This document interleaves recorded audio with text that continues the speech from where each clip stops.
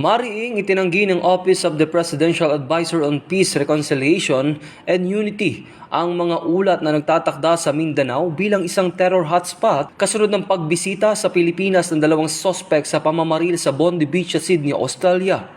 Sa pahayag, nagpaabot ng paikiramay si OPAPRO Secretary Carlito Galvez Jr. sa mga biktima ng insidente at nananawagan sa international media na maging maingat at responsable sa pag-uulat.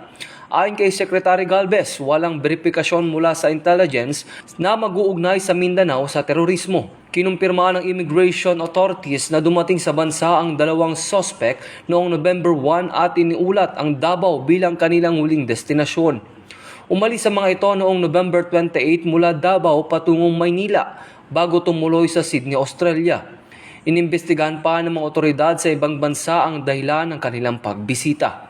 Noong December 14, naganap ang pamamaril sa isang Jewish holiday celebration sa Bondi Beach na ikinasawi ng 15 katao. Umakyat sa 16 ang bilang matapos mapatay ang isa sa mga salarin. Mariin ding kinondena ni Pangulong Ferdinand Marcos Jr. ang mga misleading claims na inilalarawan ang Pilipinas bilang training hotspot ng terorismo.